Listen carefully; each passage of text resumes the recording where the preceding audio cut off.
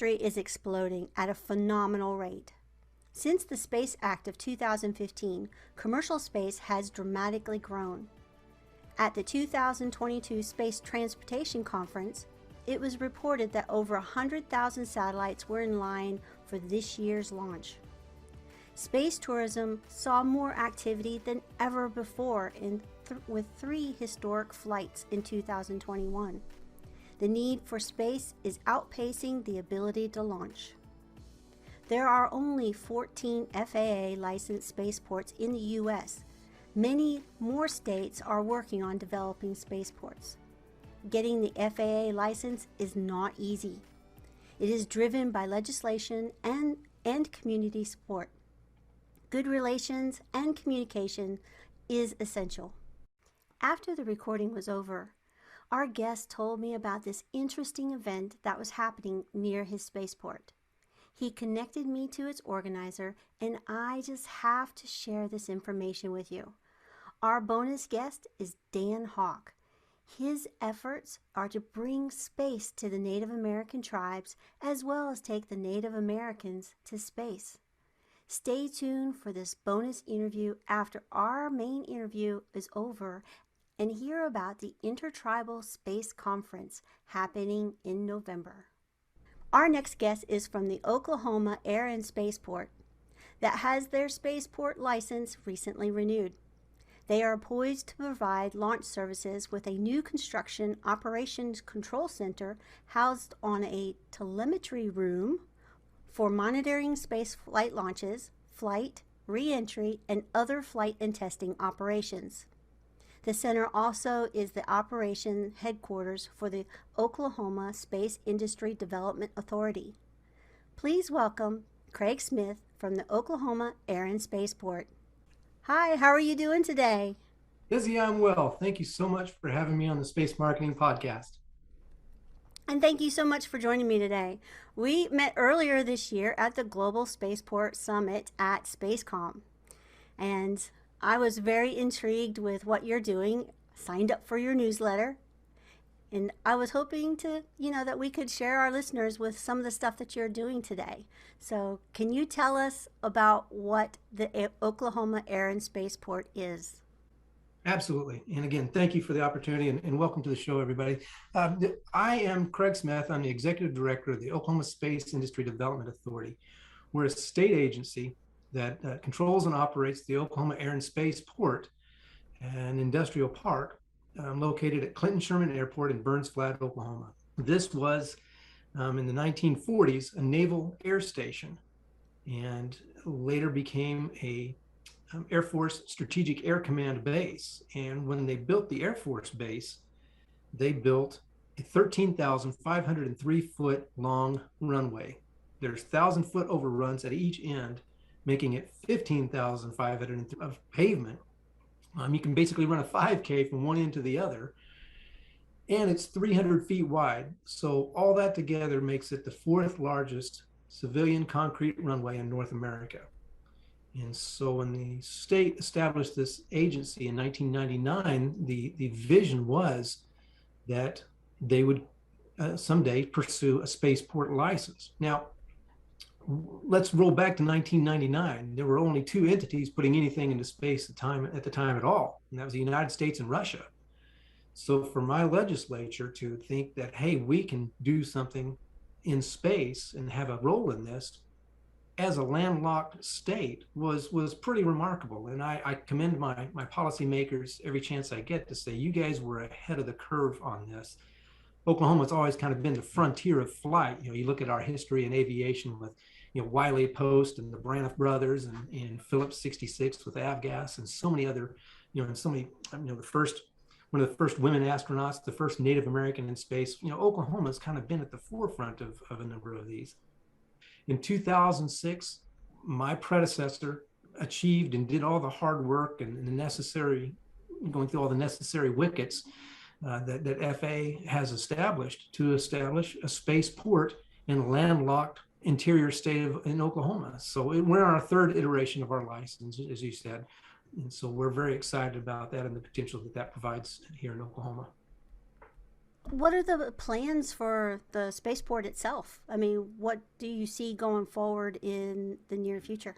Absolutely. It's a general use airport. Anybody in their Cessna, their Piper can still land at our airport. We have an air traffic control tower. We have a firefighter and rescue unit at our facility. We have actually two runways. We have a smaller runway. It's a 5,200 by 75-foot alternative runway that we all have here as well. And then we have the old Air Force base area with the barracks and other parts of the base where that's our industrial park. So it still has the streets, it still has the gas lines, the water lines, the wastewater lines, and we've just introduced fiber in the park this last December. So we have a working industrial park that we have available. It's about 1,100 acres that we make available for lease and development. And so it's right adjacent to the airport. So we're licensed primarily for horizontal takeoffs and landings by the FAA, but I'm also told by the Office of Commercial Space that you have a spaceport license. It's like having a large field, and it's up to the provider, the launch vehicle developer and provider to get the certifications to launch their craft. So we've got the license, they've got to get the certifications and pass all the safety measures, but we have a location from which they can launch. And my predecessor was also a commercial pilot. And so he understood air navigation naps and was able to put together for us as well a space flight corridor. It's 150 miles long. It's about 45 miles wide that provides a pathway into and out of the Oklahoma Air and Spaceport. And so that's kind of our secret sauce. You're in a landlocked location, so you need a way in and out. And he saw that and devised one that it's not restricted airspace. It also doesn't interfere with military operations areas. And we work with our partners at the FAA to utilize that space for whatever operation may be necessary for that location and for that use. And that is gold. That is gold right there. Is that airspace around what you have? That's hard to get. It really is. And my predecessor was and his name is Bill Curry, and some in the centers may remember Bill. Bill passed away this summer, and it was a tragic loss. But he had done so much. He basically pursued this from concept to fruition, to getting the spaceport license and convincing the legislature to establish this agency. And it's still an airport. We're going to chase down aerospace business. As a matter of fact, we just recently signed a tenant that will be painting aircraft at our facility. And so we've got, an aerial sprayer at our airport. And we have a number of airplane owners that store their aircraft at our site. We have some other businesses associated, energy businesses associated in the industrial park that utilize some of the sites that we have here. So we're chasing all kinds of different businesses down. We'd love to have space, but we're going to pursue other space or aerospace opportunities and other business opportunities as well. They can all coexist in this location. It's a large facility. It's 2,700 acres. And so it's large enough, and we're out in a rural area. So there's a lot of space if other companies want to acquire land around us and do some other stuff in addition to what we're doing on the airport and in the industrial park. Point-to-point infrastructure or suborbital supersonic aircraft. Do you see your airport being a vital hub for one of those particular types of clients? Absolutely. It makes perfect sense that and I tell folks this when they ask what a spaceport is. I compare what a spaceport is to where airports probably were in the 1910s. There were only a few of them at the time. People didn't really know where these airplanes were going to, what the future of airplanes were going to be and aerospace was going to be. That's kind of where spaceports are at this point. People are still trying to figure out what's really capable with these. And then they think, well, gosh, spaceports, that's going to send you all the way into outer space, and these are just going to be going to the moon and Mars and back, and that's it. Well, the reality is transportation is going to continue to evolve and develop. And as fast as we can get around through the air, through aerospace and airplanes and jets, going suborbital and doing point-to-point travel from spaceport to spaceport will be a key factor in aerospace and space in the future. And there's only 14 of us now. I know there's a number that that are being queued up. I know other states are looking to get to this point, to get a spaceport in their state. I think Alabama was the latest. Georgia is working on a location. I think the state of Maine is aggressively trying to pursue one. And I was just returned from an international air show. UK has 5 spaceports queued up, waiting to get certified. And that's just the UK. There's countless other countries that are trying to get these as well. So there's a network slowly building of spaceports and similar locations that point-to-point travel, where you're not going all the way into space, but you're going up to the edge and returning to Earth. With that capability, you're going to be able to transport people, goods, materials, whatever it may be, pretty quickly anywhere in the world. And I'm told, I'm not an aerospace engineer, but my space flight corridor that I was telling you about, the 150 mile by 45 mile, it's pointed toward the northwest, and it has a polar trajectory. And I'm told with that capability, that if you take your flights over the pole, that's an easier flight for space vehicles to make. Most of the spaceports along the coast have a southern trajectory. Having a northwest and a polar trajectory allows you to be able to get anywhere in the world in under 2 hours and going suborbital. So the capabilities that provides in national emergencies or conflicts or whatever it may be able to get resources and materials and equipment to any location in a matter of hours is a game changer. And having multiple locations to be able to land, to transport something to, that network becomes more valuable, and that certainly benefits everyone. And in order to be able to be a part of that, you need the runway to be able to handle it. And your runway is perfect.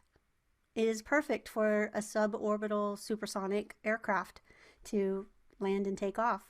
And there's also other ones that are coming online, like Aerospace, the Dream Chaser, where it is bringing goods back down from space. It's kind of like the space shuttle, and it will play a big part in our infrastructure as well. It's really exciting. And our spaceport served as an alternate landing site for the space shuttle when it was in operation. And it didn't ever happen, but just having that capability and having that as an alternate location, it certainly provides safety and security. And that's another thing that everybody in this field wants to make sure that is addressed. We can jump off and talk about safety and security a little bit, because you're working with the Department of Defense for quite a few things as well. You're in a very strategic area to be able to test some equipment. And with current tensions with some other countries, defense is a big part of what a spaceport can do for the economy and the world. So do you want to touch on the Department of Defense? Absolutely. We do have a joint use agreement with the Air Force, and have had that for, a number of years now. The Air Force SAC base closed down in 1970, and then the airport went to the control of a nearby city of Clinton, and they operated it as an airport for about 30 years. And during that period of time, the Air Force returned and said, hey, we need to continue to use this airport, this asset, to train our pilots. And we have an Air Force base nearby, an Altus Air Force Base, and one Advanced Air Force Base. We also have Tinker Air Force Base and Cannon and a few others in our general area. And so Air Force reached out and said, we want to continue to train our pilots, use that incredibly long runway to do touch and goes and other maneuvers. And so they help us. We've had a contract with the agreement with the Air Force for 12 years. We're on our third iteration with them. And we do about 30,000 operations a year. And most of those are, about 90% of those or more, are probably with the Air Force. In the mornings, we have the jets, the small fighter jets, the T-6s and such, coming from Vance. And in the afternoon, we have the large tankers come and do touch and goes at our airport every day. And so having that training capability for our partners in the Air Force, and then having this asset also helped us to get the KC-135 new fueler contract and the training division located at Altus Air Force Base. It's, the Department of Defense, the military, and aerospace is incredibly important to Oklahoma.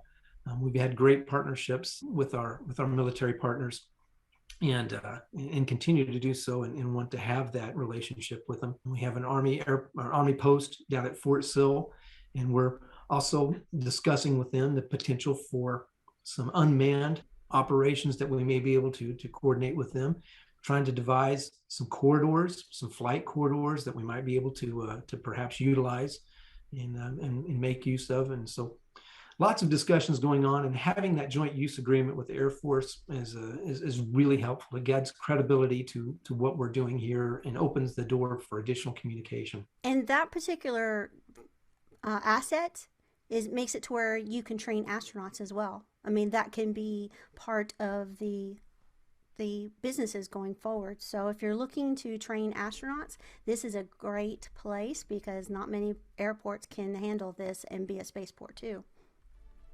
Hold on to your boosters. We'll be right back after these words from our sponsors.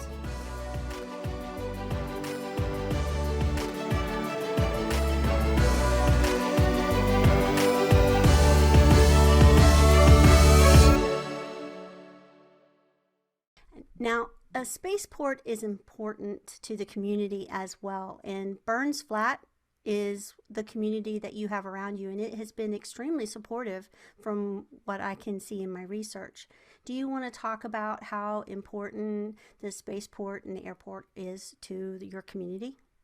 This airport has been located in Ouachita County in far southwest Oklahoma for about 70 years. It started as a naval air station in the 1940s in World War II. It quickly grew the community of Burns Flat. This grew to be about a 3A sized high school with all the seamen that were stationed here. And then in the 50s and 60s, when it was the Air Force, it continued to grow. And so there were several thousand that were stationed at this location. And some of the residents here, grew up in that era and remember the base and its operational times, and they have fond memories of what was here at the time. And they wanted to see it continue, and they saw it sit kind of idle for a number of years, and just as an airport with a really large runway. And so when the state acquired it about 20 years ago and started making some efforts to develop it and create and to get our spaceport license, the excitement started to swell. They wanted to see something happen out here. It's a sparsely populated area out here, which is good for testing and development. I mean, you can make a whole lot of noise out here and you're not bothering anybody. They hear that as the sound of money, and the cows, they don't seem to mind. So it's great for that. But we do have some larger communities in the general vicinity that have been very supportive, and then you can get your workforce from those areas as well. Energy has always been the economic leader in the state of Oklahoma, followed by agriculture. Aerospace has recently overtaken agriculture.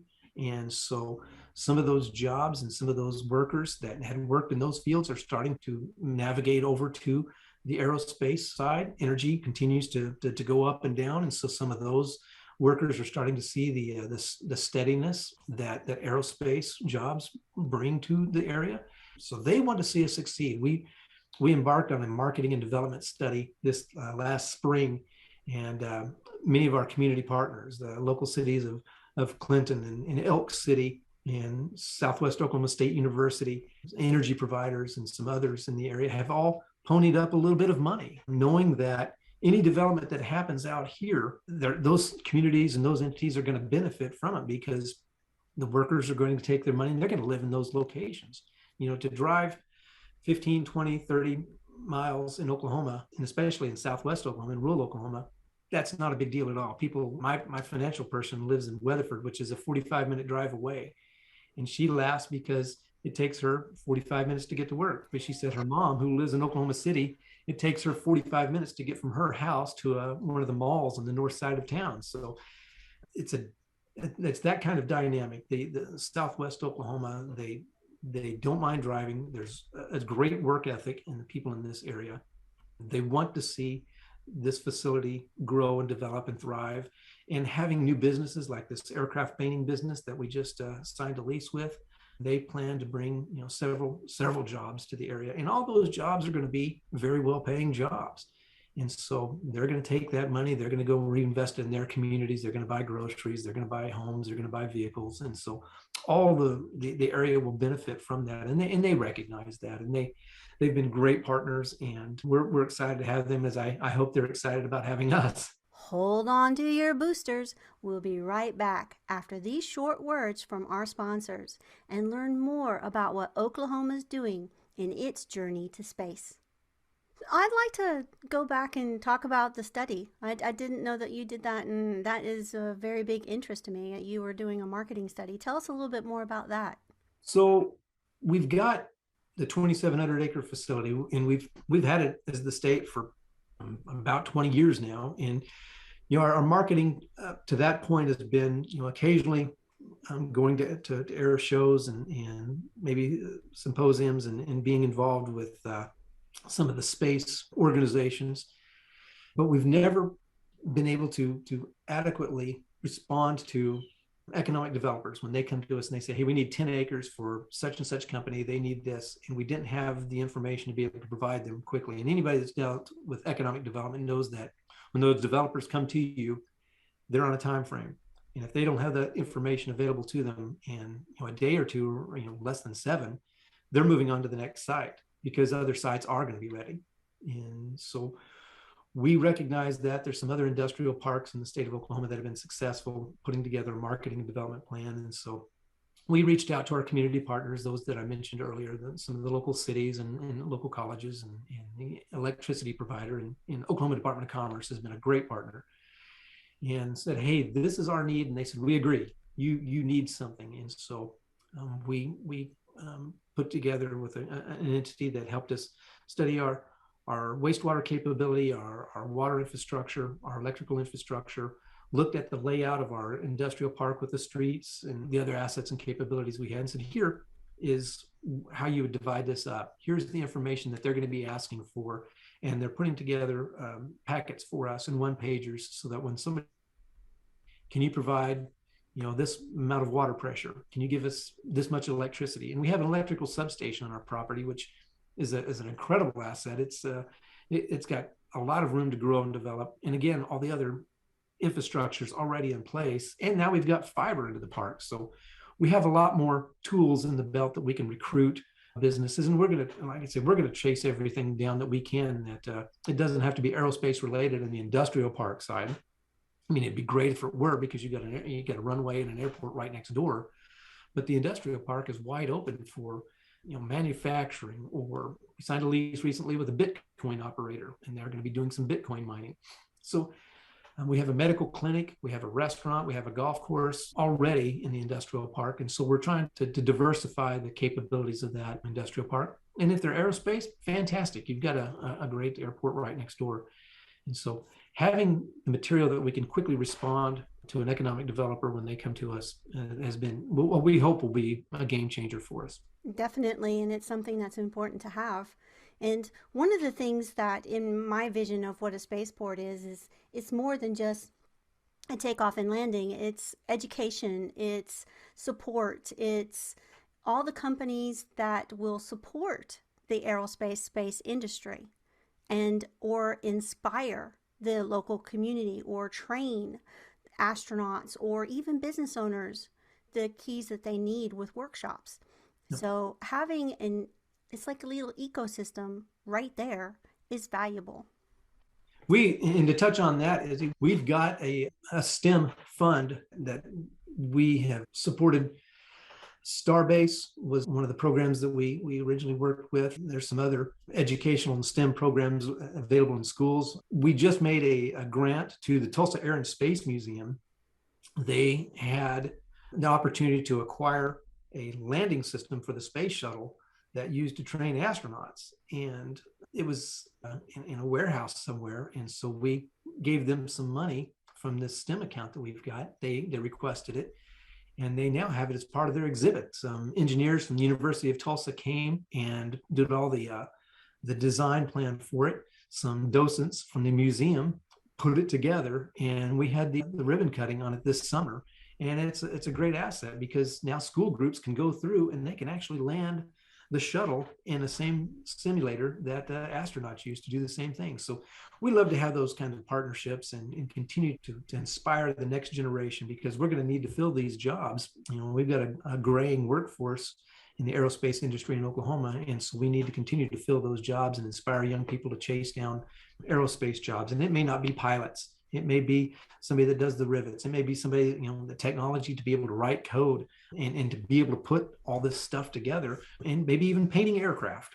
So Yes. we like to be part of that, and we're excited to be part of that. And I've got a great board of directors that's very geared toward inspiring the next generation as well. And so we're excited about that.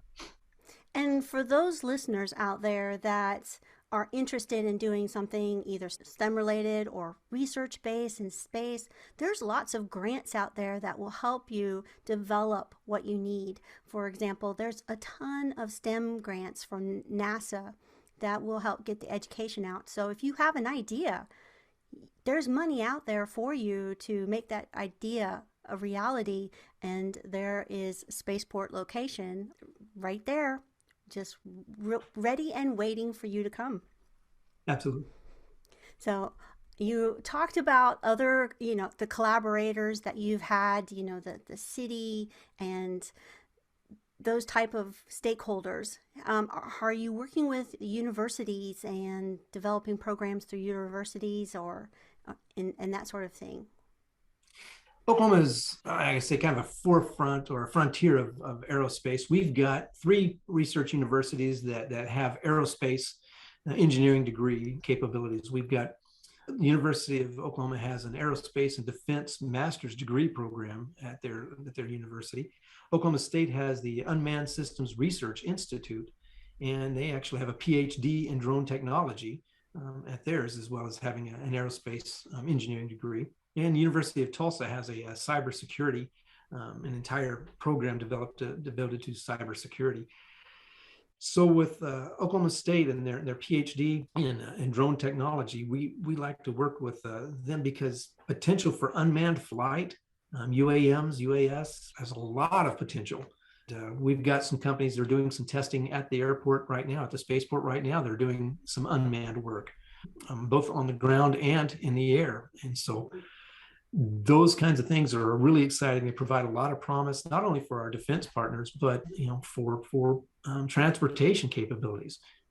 Another key asset that we have in Oklahoma, talking about other partnerships and universities, our community partners, is that in Norman, Oklahoma, we have the National Weather Center, based just south of the campus of Oklahoma University.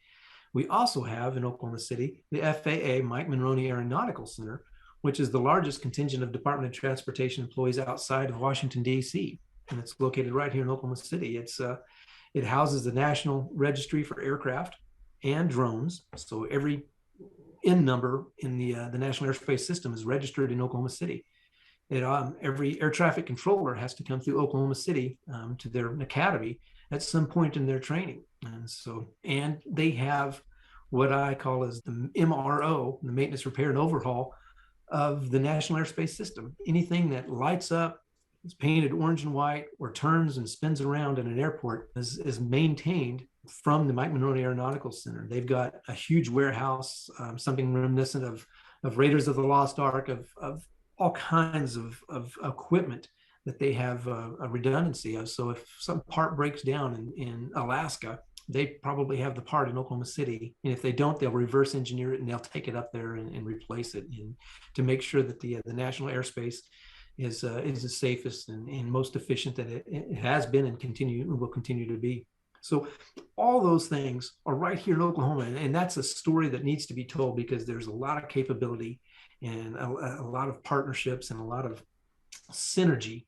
I know you like to express that and to be able to point out how all these things work together. And we're really excited to have that in Oklahoma. And you have community support, which is rare. I mean, that is more rare than it should be. And that is a critical component. I'd like to talk a little bit more about UAVs. That's another soft spot that I have is UAVs. One of the guests that I had on the show was Strata Dynamics, and they had a flyer that went up into the stratosphere almost to the stratosphere, almost where you don't have air. It was 1% air. And they're able to do a lot of testing up in the environment. That is, your airspace is perfect for something like that. And balloons. There's all kinds of different kinds of balloon type of things that are happening right now. There's I want to say Raccoon. It's a rocket and a balloon where the balloon takes it up to a certain level and then the rocket launches. Then you have all these balloons that are in space tourism. You have space perspectives and worldview. So there's a lot of space industries that can utilize that airspace without the technical Atlas style rocket. Horizontal launch will become more common as the years go on, and because it takes it up and you have less fuel, you have less friction, less gravity up in the upper atmosphere with an aircraft to take that rocket there, and you're able to do a lot more versatility with horizontal launch than you may be able to do with traditional launch.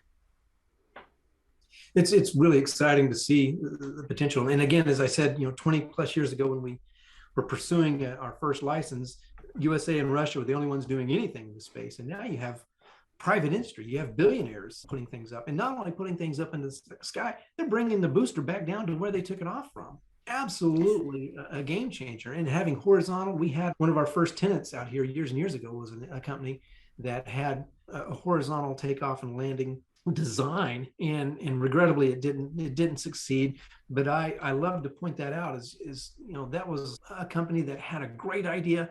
Regrettably, they didn't have a billionaire behind it. What we need is more billionaires that are willing to take those kinds of risks and put their money toward projects like that. I think if they would have had the engineering capability and continue to go in that direction, who knows what could have become of that. But there are new players entering the market every day. It's really exciting, and you're in an exciting field that you get to see and experience and talk to these folks firsthand and face to face. It's really exciting. It's got to be really exciting. Oh, it is. I love talking to new people and new companies, and there's just so many different ideas and things going through. Now, I would like to point out is that being an entrepreneur in any field is hard. Just out the gate. It is hard to do. But when you're going to space, you've got a lot of other additional things you have to contend with. And so it is very hard, but there is help out there for you, and plug into it. My board chairman loves to use the phrase, and I'm going to mess this up. He said, "But space is rocket science. It's very difficult, and it's a disaster that happens that gets you up into space. The explosion to get you into space is incredible. It's scary. It's exciting. It's dangerous, and then it happens. And controlling in that, and developing that, and maneuvering and steering that it's really exciting. And it shows what we're capable of as a human race. I mean, it's exciting. It's inspirational for sure. So speaking of inspiration, what are some of the communication tactics and strategies that you have used over the years that has been very positive and has garnered a lot of support? I'm still telling the story about the spaceport, and as you indicated, there's only 14 of us, so you would think, I love to use the phrase, we're kind of like brown cats. There's not a lot of us, and you would think that the interest in just because there's only 14 of us that there would be, that the marketing and development would come pretty easily, that people would be immediately attracted to us and want to find out more. So telling the story, sharing the information, explaining what a spaceport is and what it's capable of, and is part of the challenge. I am fortunate that I'm working with policymakers in Oklahoma City in our legislature that understand that aerospace is the second largest industry in our state, and they recognize that having a spaceport is pretty rare. It has a lot of potential. So telling that story and explaining to others what you can do with this. So going to entities like SpaceCom in the Space Symposium, MRO Americas in Farnborough, letting folks know that we have a spaceport in Oklahoma, and here's what we're capable of doing with that. Here's the potential that holds. In the past, we're a small state agency. We just didn't have the resources to be able to go to a lot of those shows. And in the last 2 years, we've partnered with the Oklahoma Department of Commerce, and they have different divisions in commerce. They've got a manufacturing division, they've got a automobile division, and they've got agriculture, and then they've got an aerospace and defense division. And I've sidled alongside them.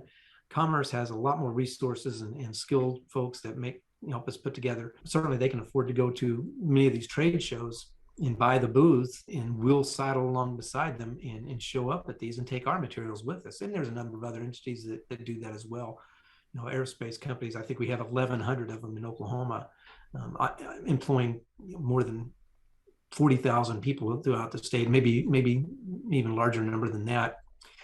But now we're all working together rather than little silos and showing up these things. And now we've kind of locked arms and said, hey, let's talk about aerospace. Let's talk about defense in Oklahoma. Let's talk about how we can all work together and show potential clients that, hey, you may not be able to make that, but here's a company over here that does. Why don't you guys work together? And the connections are starting to pop up all over the place. There was a company located near Tulsa that had for years outsourced some small product that they needed to be able to build this device. And once we started locking arms and talking to one another, they found a company 26 miles away that does exactly what they needed. And so those synopses are starting to fire in Oklahoma, and it's continuing to grow and develop, and it's exciting to watch. There's a lot taking place in Oklahoma and a lot more to happen.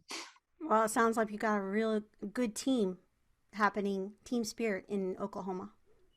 And a great board. I've got a board of directors. My president, or my chair of my board is from the NORDAM companies. Those in the aerospace community will recognize that. We've got another board member that just came on board. She's the president and CEO of Frontier Electronic Systems. They're located in Stillwater, Oklahoma, and they've been doing business with NASA since the 1970s. And I've got retired Air Force generals on my board, and some others that have worked in the industry for a long time. That's really helpful to have that as well, because they're excited about it, and they're out there telling the story too. Let's look in a crystal ball for a moment. And where do you see the spaceport industry in, say, 10 to 20 years? What's the perfect picture? The perfect picture? Well, spaceports, and I referenced this earlier, I tell folks that spaceports are kind of where airports were in the 1910s. There weren't a lot of them. People didn't really know what to do with these and what was capable with them. And now you really need one in your community, an airport. And so that's where I kind of envision spaceports are going to be. Maybe not as prolific as airports, but certainly I think having the point-to-point transportation capability that they provide, and supersonic flight, whatever it may be, these will become very important in the transportation sector in the years ahead. And I just imagine that with new technologies and new capabilities and new players in the field popping up every day, and a lot of creative, smart people, there's going to be stuff we haven't even thought of right now that could come on the scene. As I referenced earlier, 25 years ago, everything to get to space went like this, and the booster would have to fall off into an ocean somewhere. I'm in a landlocked spaceport. Space operators now are bringing their devices right back down to where they took it off. And so the capability and the potential, I'm excited to see. I'm not smart enough to know where we're going to be in 10 or 20 years, but it's certainly fun to watch and to see. And I read the stories every morning to see what's new in space. It's exciting. Every day is something new. It's like, oh, that's a great idea. I hope that works. There's going to be so many things that are going to change the industry that we just do not see coming. For example, if you look at the year 2007, nobody saw the smartphone, and it has changed how we live, how we do business, and it has doubled in the amount of money that it makes. So there's going to be things like that we're like, oh my gosh, look at what has happened. And it's going to just put things on fire. The genie is out of the bottle. Back 20 years ago, you were saying there was only two players. There was the US and Russia. And just since 2015, we have over 70 countries now that are in the space game. That's a lot of players. And just that's, if you just take that small window of time, the last 10 years, it's amazing the change that has happened within the space industry. Exciting, isn't it? It is. It is very exciting. So, now, what advice do you have for other countries or states as they start to begin their spaceport infrastructure journey? I wish Bill Curry was here. Bill was my predecessor, and Bill had worked as a commercial pilot for a number of years, and he knew this. He grew up in this area, and he knew that this asset was in Southwest Oklahoma, and said, "I think we can make this a spaceport." And he convinced the FAA, the Office of Commercial Space, that you can put one of these inland. You can put one of these in a landlocked state, and many of the the concepts and principles and all the measures that Bill convinced the FAA to look at when considering a spaceport in Oklahoma are still being utilized today. When Spaceport America got its license, when Colorado Spaceport got its license, the FAA was still looking at those measurables that Bill had then convinced them to look at when we got our license. So I wasn't part of those discussions. I know that probably when he first approached FAA, I just imagined that there was probably a stiff arm. There's no way these things go on the coast. That's what they're for. And I think he could have shed a whole lot of light on what would be helpful in that regard. But the other part is work closely with your regulators. I know that the UK is working with European Aerospace Administration, but they will need to work with them and make sure that all the measures for safety and anything that may fall, all those things, pathways, corridors, all that needs to be taken into consideration. And safety is first and foremost. Nobody wants anybody or anything to happen. And aerospace is the safest travel in the world. I think space has the capability of that as well. I mean, we've got folks that are serious and dedicated to making sure that happens. And I think being upfront and doing everything the right way and being responsible, those are all things that I think everybody wants to see. And if once you accomplish those things, once you get your license and continue to play fairly and responsibly in the field, future is wide open. And let's touch a little bit on the FAA and their spaceport section is relatively new, and they're still building the regulations for that. And already they have changed the regulations on what is required from when you first got your license. They have a working group to determine what kind of regulation they do need in order to keep people safe and to not overburden the industry and to spur it on and create a vibrant industry. So there's a lot going on with the FAA and getting your license. So keep that in mind as you go forward with your proposed spaceport in whatever state it is that you are or country. And that's an agency that they really do. They want to see you succeed. They want to be a good partner and a regulator for you. And they have been. They've got a very difficult job to do. And people look at regulators as the obstacle. And I don't think that the Office of Commercial Space at FAA looks at themselves in that regard as well. They want to see things happen in this area, and so they're going to be an amenable partner in helping you to do that and to achieve those things. And there's steps you have to take.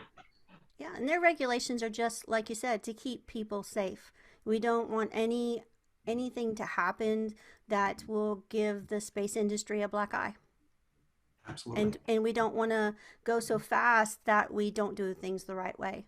So, but we don't want to go so slow that we squish the momentum that is happening within the space economy and the space industry.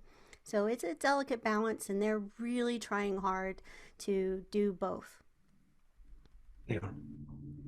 So, what final words do you want to leave your audience with? And this is the part where you can talk about how to work with you and why people should work with you and how to get in touch and that sort of thing. Oklahoma is open for business. Aerospace is the second largest economic producer in Oklahoma. Energy remains number one. Aerospace overtook agriculture just a few years ago. Oklahoma is the MRO capital of the world. We've got the largest commercial MRO, maintenance, repair, overhaul facility in Tulsa, Oklahoma at American Airlines. We have the largest Department of Defense MRO at Tinker Air Force Base in Oklahoma City. We have the National Weather Center in Norman, which I alluded to. We have the FAA Mike Monroney Aeronautical Center in Oklahoma City that houses the aircraft registry. They have CAMI, you referenced earlier, training for astronauts. The Civil Aeronautics Medical Institute, located in Oklahoma City at the FAA Mike Monroney Center, does all kinds of testing, and they're the only research facility of its type in the world that they study the impact on the human body to flight and space flight. So that's located in Oklahoma City as well. Incredible facility. Not many people know it's there. And we also have the Spaceport. So you have MRO capability, you have National Weather Center, you have FAA Mike Monroney Aeronautical Center, you have the Spaceport, and we have some of the lowest electric rates in the nation. So if you're looking for a place to locate, Oklahoma has some capabilities in that regard. We have some incentives that the Oklahoma Department of Commerce can share. We have 3 major research universities that provide aerospace degree programs, drone technology programs, Unmanned Systems Research Institute, Tulsa University, and their cybersecurity. Oklahoma was once considered a flyover state. We're now a destination. And now you want to talk about how people can contact you. There's a slide that will have all my contact information.